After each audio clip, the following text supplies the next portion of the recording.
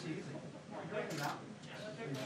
They probably all rotate like you guys too. So. I thought they were around 4,000. 2 people at the table, somebody will escort you in, take you back to the guy, 20 rubs on each nostril. What? And you're out. I'll give you a look. That'll help. Sometimes there's a line, but. All right. What these are for? Perfect. Boy? Boy? Boy? I got it like around 46. Good. See how you come. Oh, wow. Not bad. Hide my age. We all do with masks. I cut my beard off, then I wouldn't have all the gray hair. As I like to refer to it, chrome.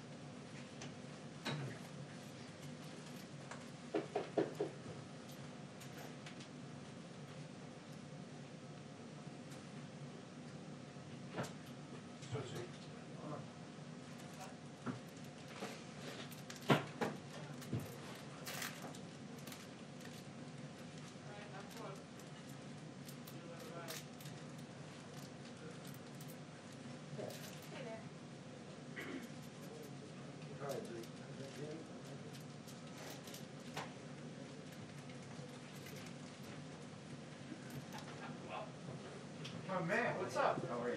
How are you?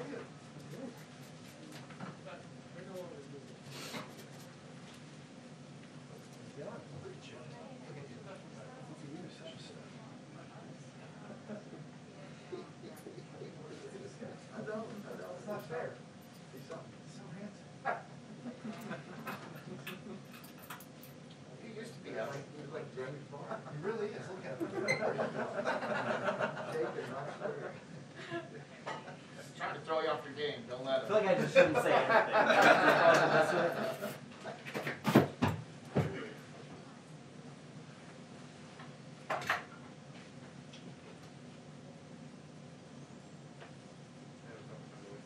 Outside. Outside. Hey, Trick, could you take care of that for everybody else?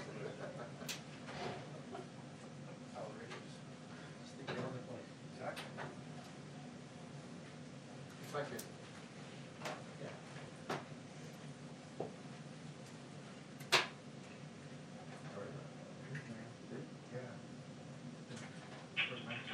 2-minute warning for the press briefing. 2-minute warning for the press briefing. Thank you. Cutting close. Oh, really? Oh, you mean? Well, it's not because before you had to fight your way Right, through. yeah, Now I true. understand. Those days are over. I just want to warn Actually, you we that still the fight. mic is live and clapped, so be Always. careful. Always. Be careful.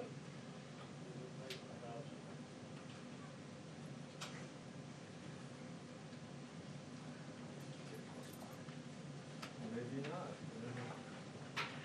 Here she comes.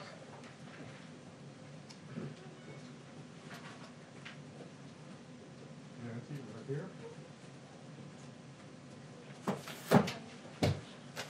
So this is, I'll assume it's a pool mic, it's live and hot, it's going out through that camera.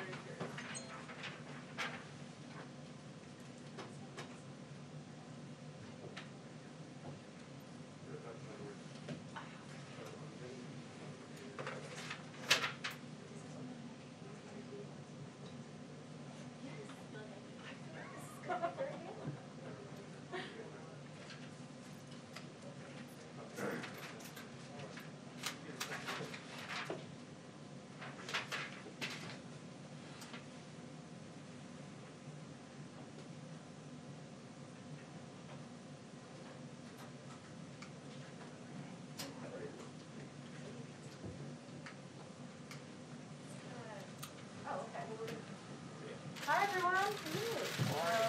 Good morning. Early morning briefing. We'll see how this goes. You can give feedback on the time of day. Okay. I have several announcements for you today. To begin, I know many of you and the American people are interested in the news coming from Johnson & Johnson's trial data. The president is encouraged by positive data on a potential new vaccine.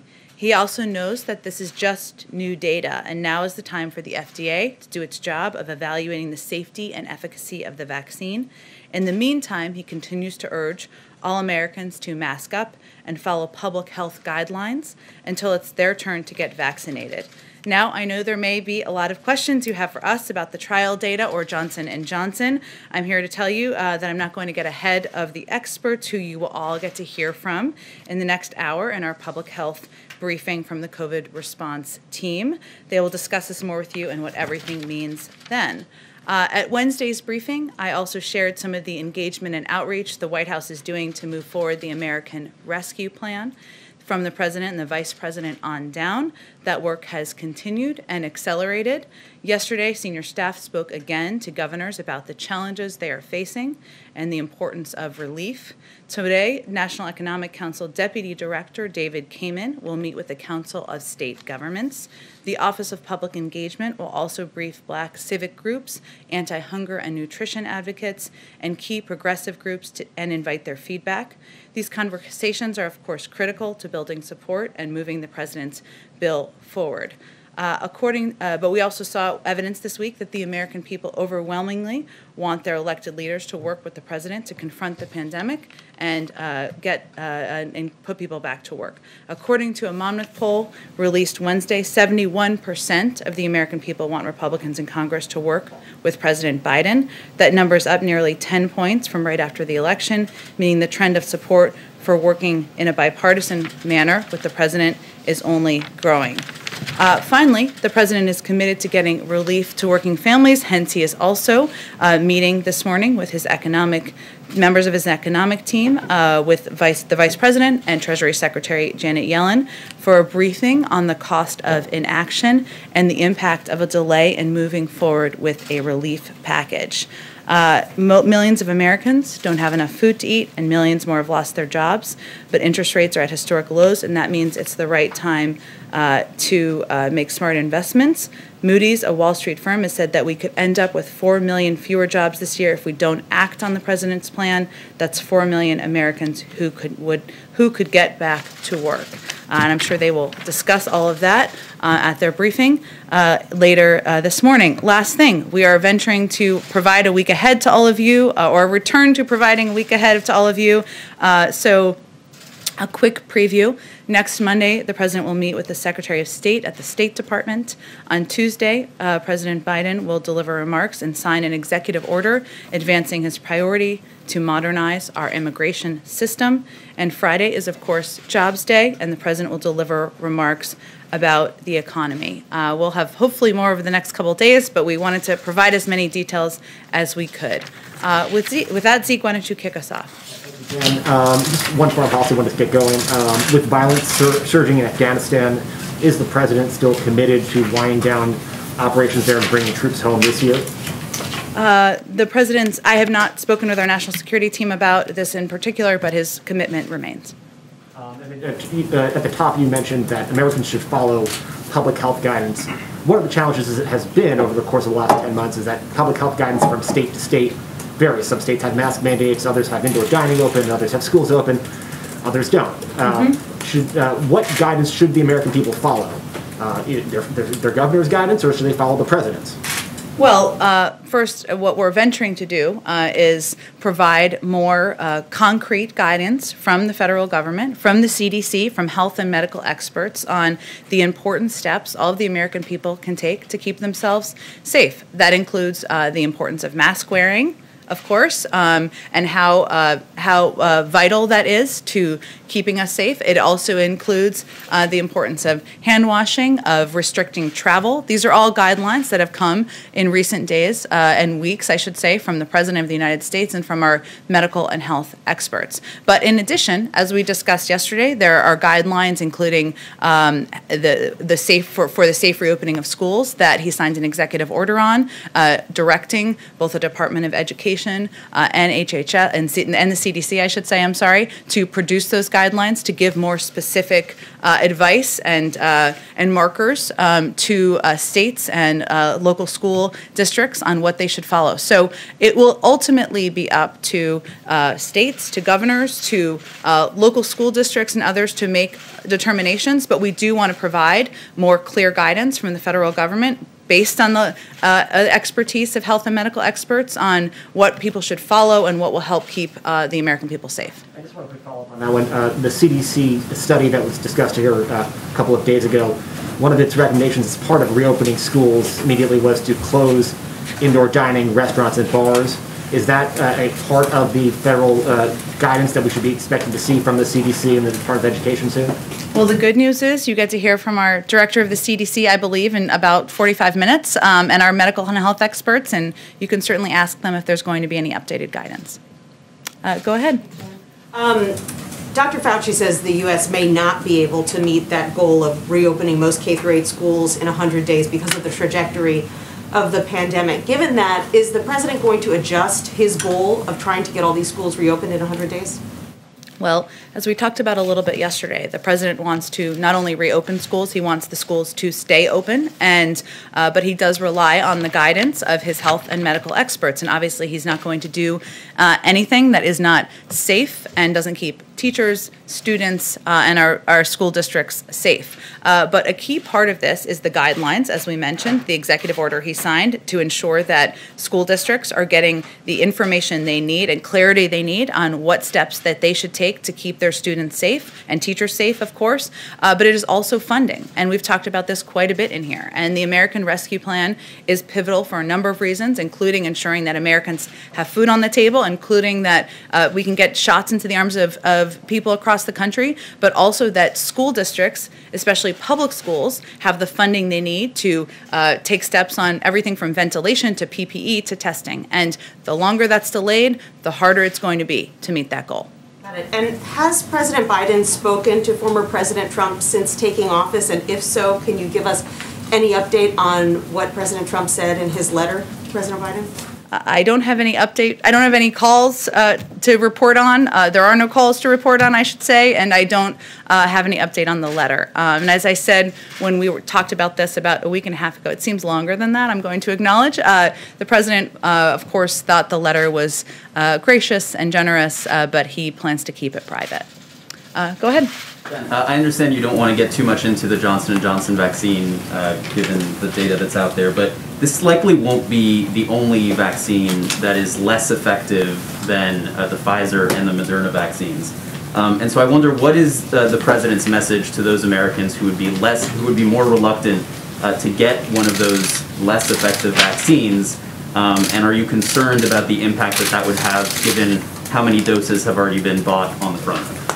Well, first, when the president announced his plan earlier this week to ensure we have enough vaccines to give every American 2 shots by the end of the summer with the purchase of Moderna and Pfizer vaccines, he was doing that without the need for additional vaccines approved. Obviously, if additional vaccines, Johnson & Johnson or any others, go through the FDA approval process, that's a positive step, right? No doubt about that. But he purchased these large orders for vaccines that we'll have by the end of this summer to get into the arms of Americans to ensure that we would be able to do that even without any of those steps moving forward. And so he would encourage Americans to get any vaccine that is approved by the FDA for emergency use authorization? Well, again, we're not going to get ahead of the FDA. I'm not suggesting you're asking that, but we'll rely on our health and medical experts to advise if there are additional vaccines, if and when, I'll be optimistic, that are approved by the FDA and how that will impact our vaccine distribution plan. And secondly, on the coronavirus relief bill, in his first month in office, President Obama traveled to a number of key states to drum up support for the Recovery Act. Does President Biden have any plans to do something similar to drum up support for his $1.9 trillion coronavirus relief bill? Well, then Vice President Biden also traveled to a number of states to drum up support for the American Recovery Act at the time, and obviously we weren't dealing with a pandemic, so the circumstances were quite different. But he fully recognizes, as do we, the importance of speaking directly to the American people about the components of this package, whether it's the importance of funding to get schools open, or get vaccines in the arms of Americans, or just ensure that people know they can put food on the table. And so we're having to take a number of creative steps to do that, whether that's direct television or local media, or from the president, the vice president, and others. We're doing that, whether it is engaging with governors and local elected officials to ensure that we're answering all of the questions they have and that they can convey to the public. So we're taking a number of creative steps, a little outside of the box. Certainly his preference would be to get on a plane and fly around the country, but that's not the step we're planning currently. As a candidate, President Biden did travel a fair amount, especially in the final weeks of the campaign. He's now received both doses of the vaccine, and a number of safety precautions are in place and could be in place for his travel. So why wouldn't he be traveling, or is that something? Well, it's also about keeping the public safe, and you know, we're not going to do a rally with 20,000 people. That wouldn't be a recommendation made by our health and medical experts. Right, but there wouldn't be any plans to travel without a crowd and to go out into the country? We may travel, certainly, but I have nothing to preview for you at this point in time. What I'm conveying is that it is vital for the president and the vice president and every member of our team to be speaking directly to the American people. And so we're looking for creative ways to do that. Could I ask you a foreign policy question? After Alexei Navalny was poisoned last summer, then candidate Biden said there was no doubt that the Kremlin was responsible for his poisoning, and he vowed to, quote, hold the Putin regime accountable. This week you told us that the president conveyed his concerns to President Putin, but he hasn't yet taken any action to hold Russia accountable. So I wonder, does President Biden hold President Putin directly responsible for the poisoning of Alexei Navalny? And if so, why hasn't he yet taken sanctions action to punish Russia for its actions? Well, first, the president spoke with President Putin earlier this week, as you know, and he did not hold back in his concerns about a number of the actions of the Kremlin and of the Russian government. But there is a review underway that we have spoken about a bit in here by our national security team, and we'll let that review carry forward. That includes the SolarWinds breach. It includes the poisoning of Alexei Navalny. It includes I'm kind of losing my thought here, but it includes a number of steps, a number of concerning actions they've taken. We want that review to carry forward and to be completed, and the president always reserves the right to respond in the manner of his choosing and at the time of his choosing. Does he hold President Putin responsible for the attempted assassination of Alexei Navalny? We're going to let the review carry forward, and then I'm sure we'll have more to say about it at that point in time. Go ahead. Thank you, Jen. The New York Attorney General released a report yesterday saying that the state had undercounted the number of COVID deaths by as much as 50% in nursing homes. Would President Biden support a federal investigation into what happened and Governor Andrew Cuomo's role? I've seen those reports. I would say any investigation, I would point you to the Department of Justice. Does the White House think that it should be looked into further? Again, any investigation would be led by the Department of Justice. We're in a new age. They're independent, and they will determine what paths they take moving forward.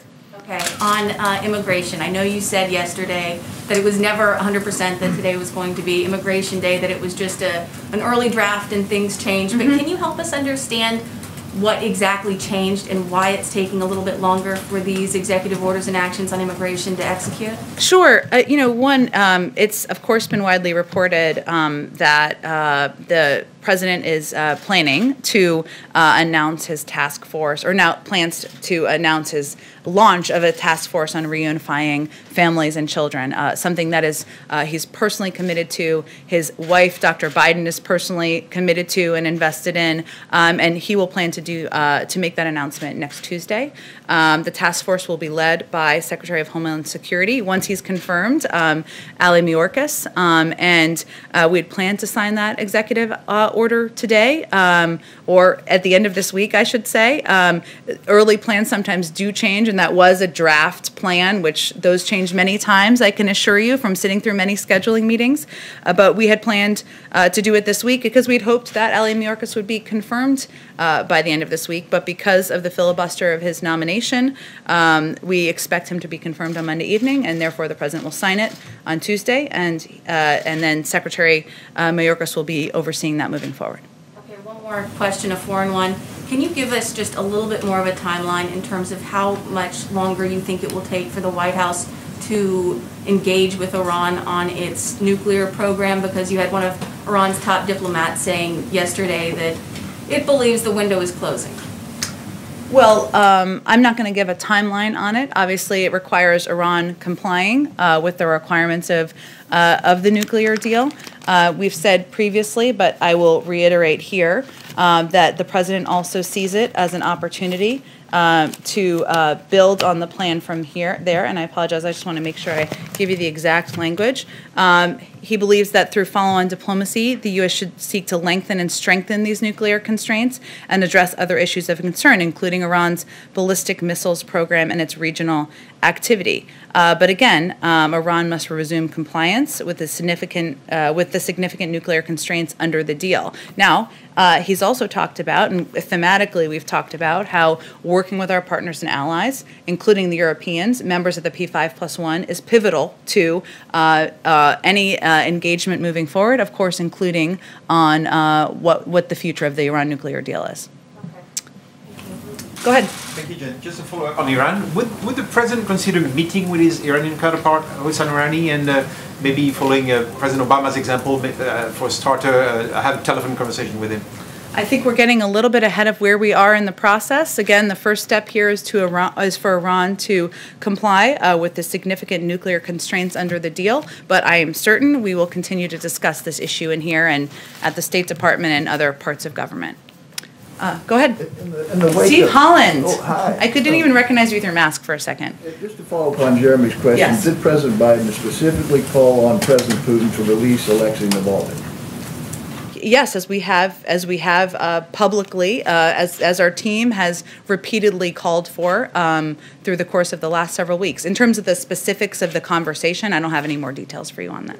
We don't know what Putin said, or did he make any promises? I don't have anything to read out on President Putin's comments, no. In the wake of the GameStop trading incident, is there a public role the White House can play in educating people about the dangers of this type trading?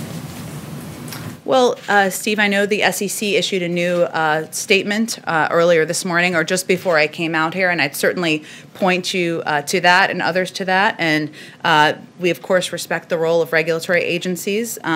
They are closely monitoring the situation, but it's under their purview at this point in time. And I guess part of our education can be conveying to people that the SEC is the regulatory body that would oversee this and can speak to it further.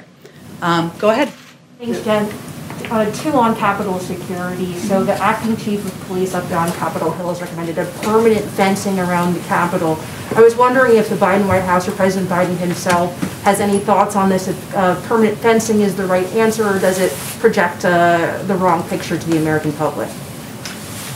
I'm not sure we're going to have any comment on that specifically, but I'm happy to talk to our National Security, Homeland Security team if we have anything further to add. Sure. And a quick follow-up. Speaker Pelosi said, I believe it was yesterday, that she feels that threats are coming from inside the House, with other members being allowed to carry guns. Of course, we have conspiracy theorists among the ranks of the GOP now.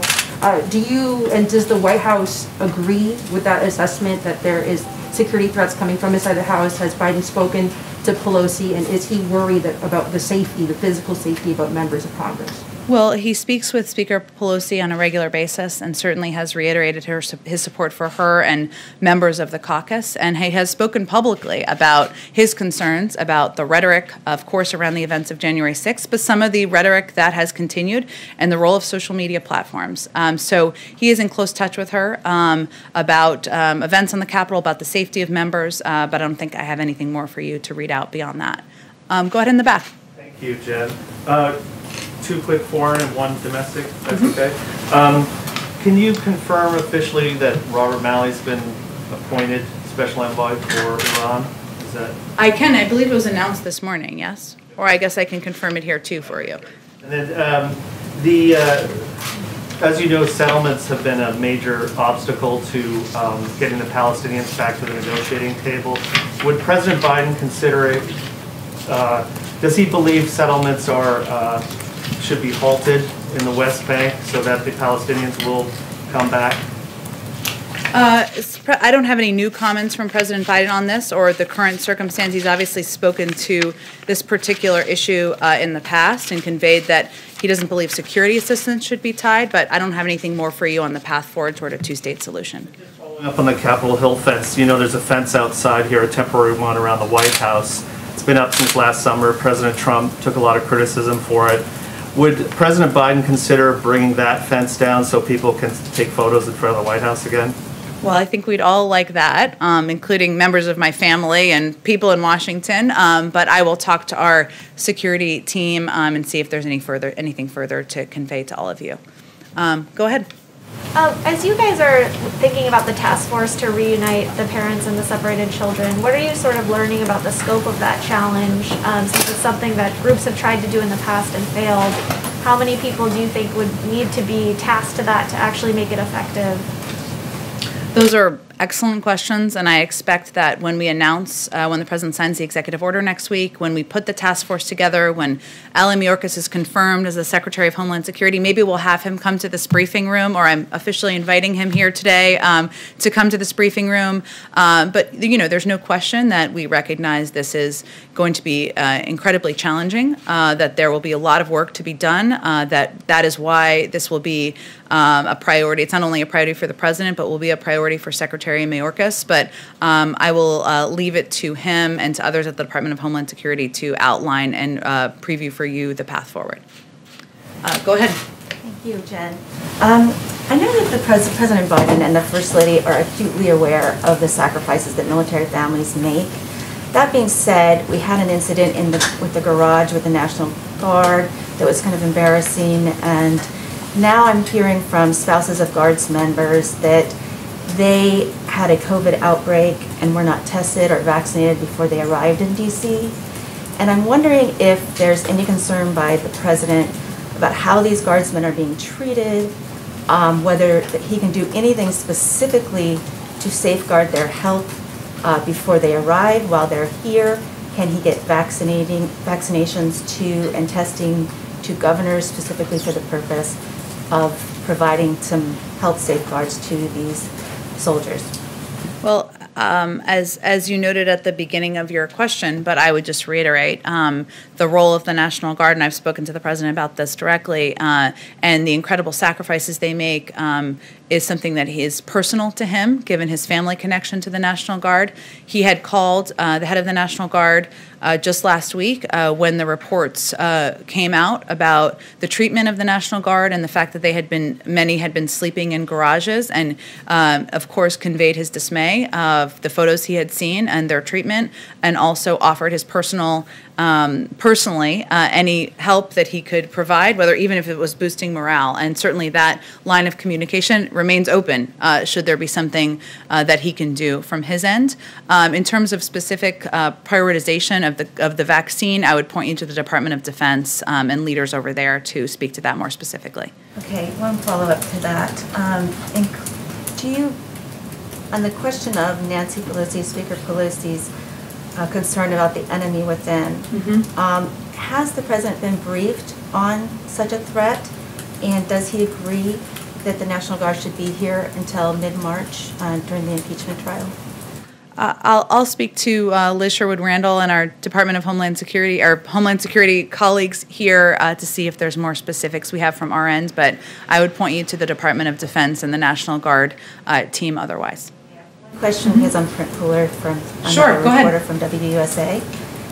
The reporter asks, I've learned that the IRS employees nationwide are having telework suspended. They're all being called back into the office. This despite an OMB directive issued Tuesday ordering federal agencies to only allow 25% capacity in federal buildings. If IRS employees have been doing telework successfully, why is now the time to bring them all back into the office? Is that safe? I would point you to the Department of Treasury where the IRS is located for any further comment on that. Go ahead. Oh, sorry, I'll come to you next, too. Jen, just on the Defense Production Act, you've been asked a few times in these briefings about any specific instances of the Defense Production Act being used. Yesterday, the Chief of Staff, Ron Klain, suggested that it was being used as it relates to the production of N95 masks. Is there anything specific you can tell us on that, or any other companies or products where the Defense Production Act is being used now?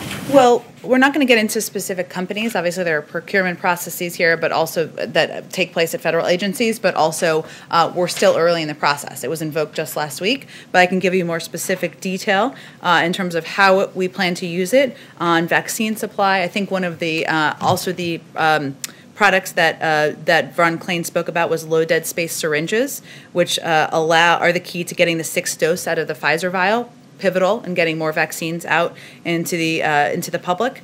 N95 masks, isolation gowns, nitro gloves, again, safety and keeping people safe from infection. Pipette tips and high absorbency foam swabs for testing, and then lipid nanoparticles, which are key to the mRNA vaccine, and bioreactor bags, which is what the vaccine is mass produced in. So as you can tell, a lot of this is materials that will help ensure that the vaccine can be used by vaccinators and transported in some cases to vaccine locations.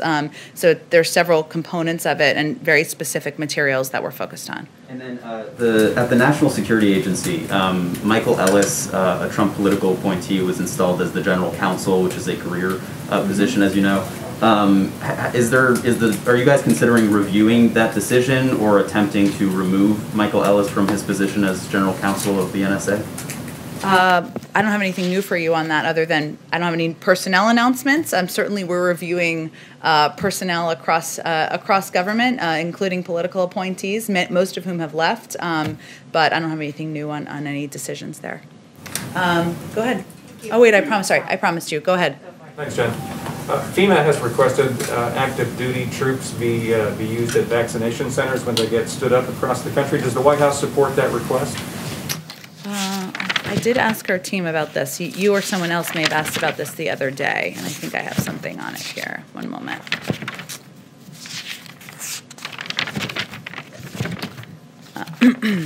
Thanks for your patience. Lots to say about COVID, no doubt about it. So, let's see. Let me talk to our team about it. I know I've seen that request from FEMA. Obviously, part of our objective is ensuring that we have vaccinators on the ground. I know that's not what you're asking about, but also the ability to move materials and move vaccines. So we are tapping into any resource we can, but it's more predominantly focused on kind of a health and medical core, and that the ability to get those people into communities. But I will check with our team and get you something more specific. One on double masking. There's been some increased discussion about that publicly. We've seen pictures of the president double masking and those around him. Is that a personal preference, or has he been advised by his medical advisors to do that? Well, you're going to talk to the medical advisors in just the next 15, 30 minutes, whatever the time is, and you can ask them more specifically. There hasn't been specific CDC guidance. As you have probably seen, Dr. Fauci spoke to this, I believe, in the last couple of days and said it was common sense or made sense. I can't remember exactly how he phrased it, but there hasn't been additional medical guidance given.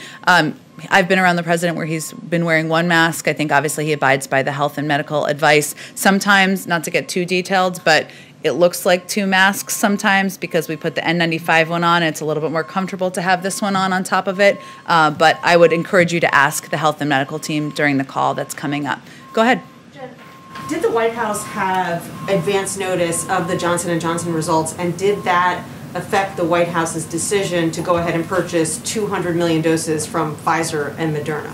No, the decision was made to purchase the Pfizer and Moderna doses to ensure that we had enough doses to give 2 shots to Americans by the end of the summer. And we did our planning without the need for an additional vaccine to go through approval. Now remember, even though we saw the news this morning, it hasn't gone through FDA approval yet. We don't have a timeline of when that will happen. We leave that to the FDA.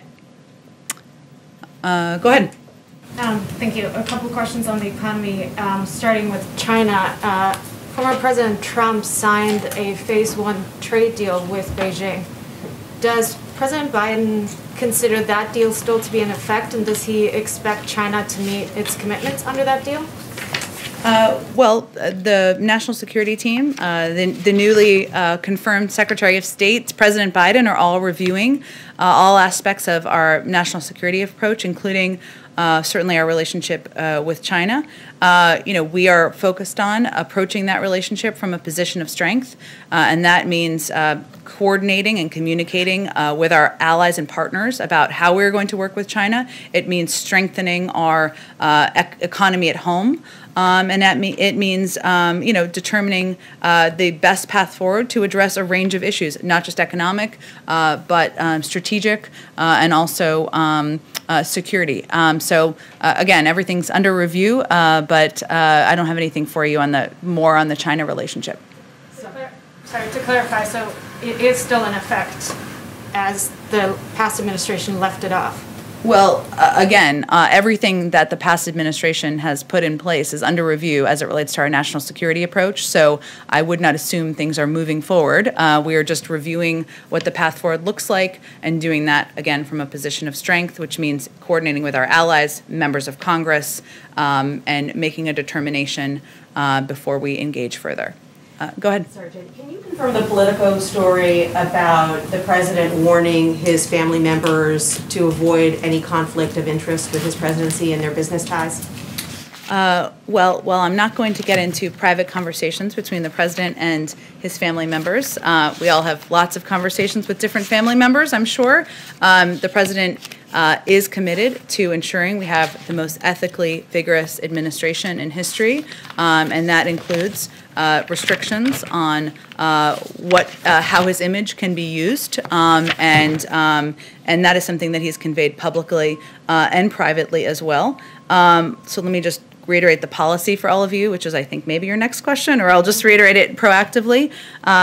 It's the White House's policy that the president's name should not be used in connection with any commercial activities to suggest or in any way that could reasonably be understood to imply his endorsement or support. He's issued the farthest-reaching executive order with respect to the ethical commitments required of his appointees ever, and is very proud of it. And that's something that he is committed to conveying to anyone it applies to. Let me just get to a few more in the back. Go ahead, all the way in the back. Thank you very much. Does President Biden endorse the characterization of genocide concerning the Chinese treatment of the Uyghur minority? Yes, the Secretary Blinken, I almost called him President Blinken, I'm giving him a bit of a promotion, never know. He spoke about that during his confirmation hearing, so I would certainly point you to those comments. President Biden. He was speaking on behalf of the U.S. government. Did you have a question right there? Go ahead. The governor of Puerto Rico said last week he was in touch with the White House about releasing remaining disaster relief funds held up by the previous administration. Do you have an update on that? I don't, but I will venture to talk to our team about what the status of relief funds is for Puerto Rico. Just one other question. Is the White House tracking the confirmed cases of the South African strain that have been found in South Carolina? Have you been in touch with local officials there?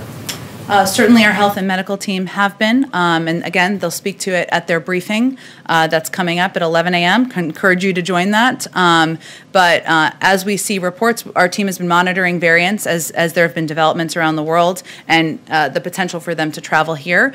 It reiterates, or reemphasizes, I should say, the importance of getting vaccines into the arms of Americans, something that our health team has said will make people safer, and also reiterates the need for getting the American Rescue Plan passed so that we can ensure we can expedite that effort. Go ahead. Thanks, Jen. Just two quick questions. One following up on the political question. To that degree, is the White House going to make a commitment one way or the other that members of Biden's family is not going to serve in the administration? We've made that commitment, so that continues to be the commitment. For Valerie Biden or anybody else? No, reports that there was an office in the West Wing were not accurate. Gotcha. And then one on Marjorie Taylor Greene. I know you said earlier that you would not like to be commenting on her, but it's a major story. Does the White House have any concerns about a QAnon supporter, someone with a history of racist? Now we're seeing anti-Semitic comments, harassing school shooting survivor families, serving on House committees. Well, I think the reason I conveyed that is because we don't want to elevate conspiracy theories further in the briefing room. So I'm going to leave it at that, and we'll leave decisions about committees to members of Congress, and we've certainly seen Speaker Pelosi speak to that. Go ahead. Thank you. 24 Republican senators sent a letter to President Biden yesterday requesting a meeting after some of the executive orders and actions targeting the domestic energy sector. Is that a meeting that President Biden will take? Well, President Biden is committed to, and this you can see this through his actions, working and engaging with Democrats and Republicans to address the crises we're facing, including climate, which is one of the crises that he's identified. We don't have no plans for a meeting of that kind that I can read out for you at this point in time. Sounds like a lot of people to be in a meeting during COVID too, but he is certainly engaged on an individual basis with leaders in the Senate, members of Democratic and Republican senators, and they can certainly raise any concerns they have through that means. And one more question, and apologies if you answered this in response to Steve's question, but I just want to be clear here. Do you anticipate President Biden to address the GameStop controversy when he meets with his economic team a little bit later this morning? No. Do I anticipate him addressing it publicly, you mean? No, just talking about it with his economic team. Well, the focus of the meeting is about the recovery plan, about the status of the economic recovery, about obviously the data that we saw yesterday. I'm sure they'll cover a range of topics during that meeting, but that's not the focus. Okay. I know it's a big story, but it doesn't, obviously our focus and our big story is getting the American people back to work. Go ahead. I know hundreds of White House staffers now have been vaccinated for the coronavirus. Any specific updates in terms of who that is, who's being covered by that, and then also more broadly, because of that, does that give the White House sort of, is that a model for the rest of the country's schools, for instance? Should every teacher be vaccinated in the next 90 days so that the president can meet his commitments to opening schools? Sure. Well, on the first, I think we announced a couple of weeks ago that about 36 members of the senior White House staff, including members of the cabinet, national security officials, had received their first dose, which means right around now a number of people will be receiving their second dose. We are also, as you noted, had released a couple of days ago that the objective and the plan of the White House Medical Unit was to vaccinate hundreds of additional staffers to create a COVID-safe environment here. As you know, there has been the president has, and our team, I should say, has spoken about the prioritization, of course, of teachers and educators and child care providers. We'd certainly defer to CDC on what that should look like, and they may speak to that on this 11 a.m. call as well, but I'm not going to get ahead of their outlines or prioritization or specifics. And just one more on GameStop, not to belabor the point, but I love the effort. You guys are trying so hard on this. What is the broader message to the American public and people around the world that, in large cases, individual investors acting collectively against large financial institutions are shut down pretty much overnight, while the big banks and financial institutions responsible for the 2008 housing crisis got a get out of jail free card? Well, the message is that the U.S. government is starting to work how it should. The SEC is a regulatory agency that oversees and monitors developments along these lines. It is currently in their purview. They've put out several statements this week. We will certainly defer to them on that, and I'd point you to them for further questions. Go ahead in the back. Thank you. Jen, can we expect to see the president in this briefing room anytime soon? Are you eager to see him? Is that what you're saying? Sure. You know, the president took questions earlier this week when he did an event, and we certainly are going to look for opportunities to continue to do that. The location of where the questions will take place, I don't think I have anything further, but we'll look for additional opportunities for him to take additional questions from all of you. Go ahead. Thank you, Jen. What does President Biden make of reports that Senate Democrats, including Bernie Sanders, who will chair the Budget Committee, which is chairing the Budget Committee, are planning to expand the use of the budget reconciliation process for legislation that's not revenue, does not directly impact federal revenue, like the $15 minimum wage? Is that something that President Biden is okay with? Well, the president is going to leave it to Congress to determine the parliamentary process for moving legislation forward, as should be the case. You know, I think it's obviously been broadly reported that there is consideration on the American Rescue Plan of what the path forward will look like and how to expedite moving that forward. And there's an urgency, and we certainly feel that. But our view is that this bill should be bipartisan. 74% of the public support it, and we want Republicans to work with Republicans on fighting COVID and putting the American people back to work. But as we work on this bill, if you know, we are going to, our priority is on getting it through and not on the focus on what the parliamentary process is. What is his message to progressives who are arguing that the $1.9 trillion relief package should be the floor and not the ceiling? And would President Biden consider pushing a relief bill that is more than $2 million? What about the idea of reoccurring stimulus checks that some progressives are advocating for? Well, we've seen those reports, and obviously he's had conversations, as our team has, with members of the Progressive Caucus and other progressive members of Congress. And as I've said in here many times before, I mean, part of this process is that the president laid out his vision. He is getting feedback.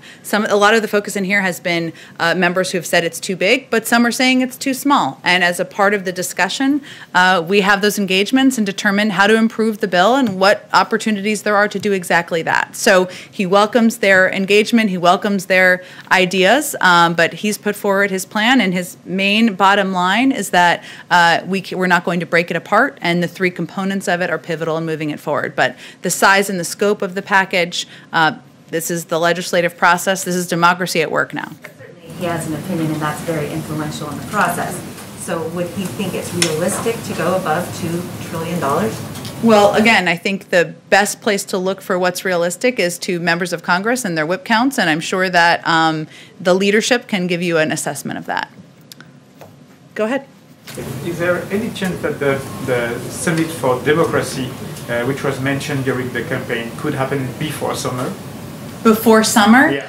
I don't have any. I know it was a campaign promise and something that was mentioned during the campaign, but I don't have any more details on plans at this point in time. Go ahead. Yesterday we saw Vice President Harris do local media interviews in the states of West Virginia and Arizona. You know, obviously there's been a lot of focus on your efforts to get Republicans on board. Are you concerned that budget reconciliation even, you know, may not be realistic or that you may lose some Democrats? Is that why Vice President Harris was making those calls to shore up Democratic support? Vice President Harris was making those calls because we want to make the case to the American people across the country. And obviously she's not traveling to those states and holding big events or even events with, you know, not big crowds, but some crowd. And so this was a way to do exactly that. Why those states specifically? I think she'll do a number of more regional calls and regional interviews, as will other members of the team, and including on national networks, of course, and that will continue in the days ahead. Go ahead. One more on your favorite topic, reconciliation. I know it's wonky, but that's okay. That's what we're here for. The policy's back. The president, as you said multiple times, is reaching out to Republicans in an effort to get a bipartisan bill. At the same time, Majority Leader Schumer and Speaker Pelosi seem to be aggressively moving towards reconciliation. Does the president think that the Democratic leader's push for reconciliation at this time is hurting his chances to get Republicans on board? Well, the president's focus is on the end goal of delivering relief to the American people, not the parliamentary procedures, as we've said. And we can't imagine that the 1 in 7 families who are hungry or the thousands who've lost a loved one to COVID care much about the procedure either. So I would flip it the other way to you. I think a fair question you might ask our GOP or Republican colleagues is why they oppose proposals that have the support of 74%, of the American public. And even if this bill moves forward through the reconciliation process, again, a parliamentary procedure, it doesn't mean they can't vote for it. And the president's objective and focus is to continue to have those conversations and pursue a path forward where he can gain bipartisan support. But again, the public, 74% of the public is with him in that endeavor, and their constituents. Go ahead, Steve. The president spoke with the Nato Secretary General the other day. Is the president satisfied with the level of defense spending by NATO allies? Well, we did. Come up in their conversation. I know we put out a readout of that and a fun video, if I may note, of his conversation with the UN Secretary General. You know, he had spoken about the importance of NATO allies and partners. You know, playing the role and contributing their fair share when he was vice president. That remains his commitment, but I don't have any more detail of the call than what has already been read out. Thank you, guys. Have a great day. Oh, let me do one more thing. So it's important to me, but also to the president, that everybody know everybody on the press team. So I'm just going to embarrass TJ, who you guys all know, and Kareen, who are 2 deputies in the press office, Principal Deputy Kareen, Deputy TJ, who you all should know, the public should know. They're going to be pivotal faces, and they play an important role. So thank you, everyone. Have a great Friday. Thank you.